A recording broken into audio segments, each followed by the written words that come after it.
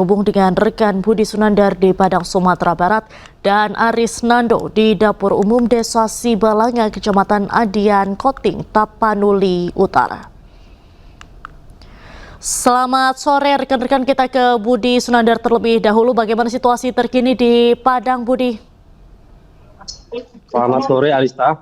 Ya, selamat sore pemirsa. Kondisi sendiri di Kota Padang saat ini genangan banjir sudah tidak ada lagi di wilayah Kota Padang, namun dampak banjir bandang meninggalkan material lumpur dan material kayu gelondongan di sejumlah pemukiman masyarakat. Arista. Baik, Budi, sementara itu penyaluran bantuan logistik ke daerah yang terisolir saat ini seperti apa? Ya, untuk penyaluran logistik ke sejumlah wilayah terdampak seperti Kecamatan Koto Tangah, Kecamatan Nanggalo, Kecamatan Kuranji, dan sudah terus dilakukan oleh berbagai pihak, terutama dari BPBD dan pemerintah Kota Padang. Namun untuk daerah Batu Busua di Kecamatan Pau, penyaluran bantuan dilakukan oleh sejumlah relawan dan petugas SAR gabungan melalui lokasi yang agak ekstrim, karena adanya jebol di bagian jembatan dan tidak bisa dilalui. Arista. Baik, di Batu Busua sendiri saat ini masih ada berapa banyak warga yang terjebak atau tidak bisa dievakuasi, Budi? Informasi terakhir yang saya terima ada 280 orang, namun satu persatu dari mereka sudah mulai dievakuasi oleh relawan. Arista. Baik, terima kasih Budi Sunandar dari Sumatera Barat. Selanjutnya kita akan ke Tapanuli Utara dengan rekan Aris Nando. Aris, bagaimana kondisi terkini di sana?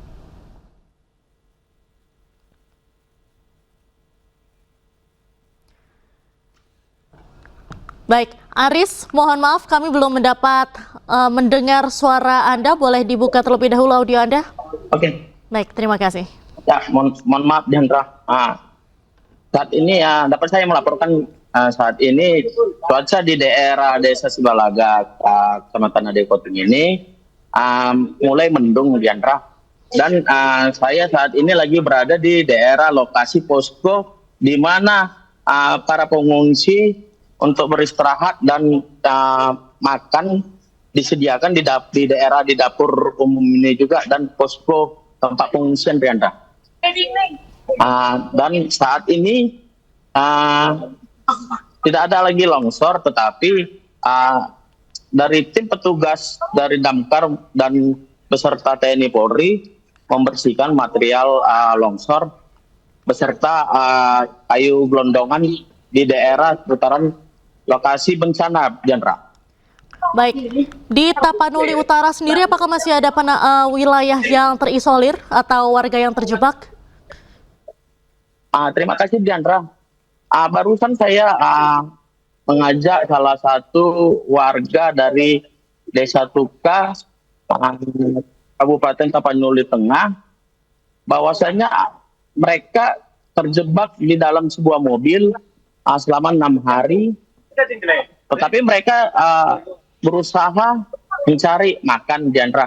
Dan mereka saat ini lagi memikirkan keluarganya di daerah Kabupaten Tapanuli Tengah, karena saat ini situasi anak dan cucu mereka putus kontak dikarenakan mereka juga ada yang kelaparan dan sinyal pun tidak ada gitu, Diandra. Baik.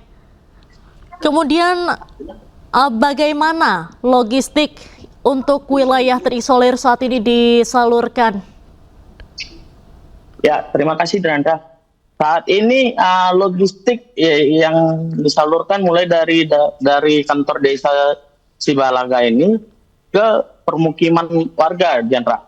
Dan ada beberapa juga yang jauh rumah warga, tetapi mereka dari pemerintah desa langsung mengantar ke tempat warga tersebut, Diandra.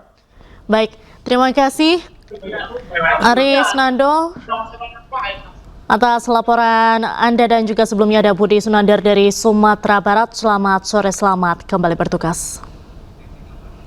Pemirsa, jumlah korban meninggal dunia akibat banjir bandang di Kabupaten Aceh Tenggara bertambah menjadi 10 orang.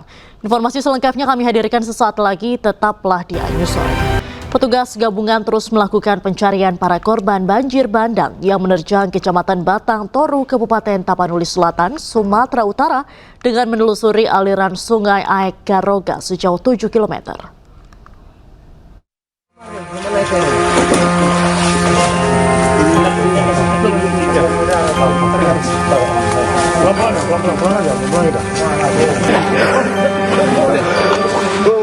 Petugas gabungan terus melakukan pencarian korban banjir bandang yang menerjang Kecamatan Batang Toru, Kabupaten Tapanuli Selatan, Sumatera Utara.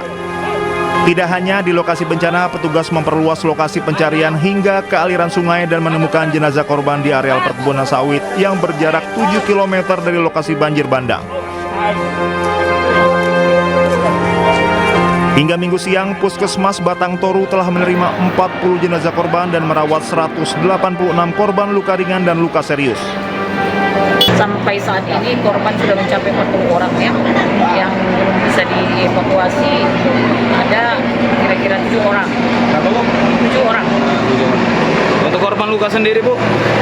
Yang luka-luka? Iya. Nah, kalau diperkirakan di sini dengan di posko-posko yang ada pengungsi ya, berkisar kira-kira 400 lebih kurang 400.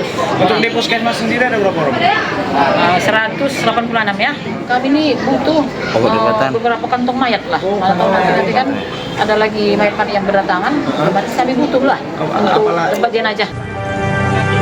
Saat ini petugas di lapangan masih terus berusaha membuka akses jalan yang tertutup bongkahan kayu dan lumpur agar mempercepat proses pencarian korban yang masih dinyatakan hilang.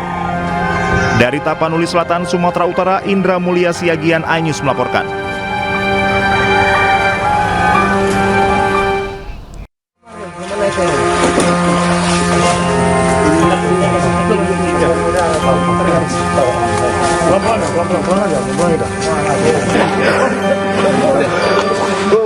Petugas gabungan terus melakukan pencarian korban banjir bandang yang menerjang Kecamatan Batang Toru, Kabupaten Tapanuli Selatan, Sumatera Utara. Tidak hanya di lokasi bencana, petugas memperluas lokasi pencarian hingga ke aliran sungai dan menemukan jenazah korban di areal perkebunan sawit yang berjarak 7 km dari lokasi banjir bandang. Hingga Minggu siang, Puskesmas Batang Toru telah menerima 40 jenazah korban dan merawat 186 korban luka ringan dan luka serius. Sampai saat ini korban sudah mencapai 40 orang ya, yang belum bisa dievakuasi ada kira-kira 7 orang. 7 orang. Untuk korban luka sendiri, Bu? Yang luka-luka? Iya. Nah, kalau diperkirakan di sini dengan di posko-posko yang ada pengungsi ya, berkisar kira-kira 400 lebih kurang 400. Untuk di puskesmas sendiri ada berapa orang? 186 ya. Kami ini butuh beberapa kantong mayat lah. Nanti kan ada lagi mayat yang berdatangan, berarti kami butuh lah untuk tempat jenazah.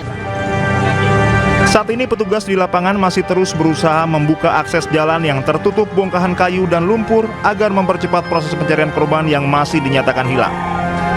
Dari Tapanuli Selatan, Sumatera Utara, Indra Mulia Siagian, iNews melaporkan.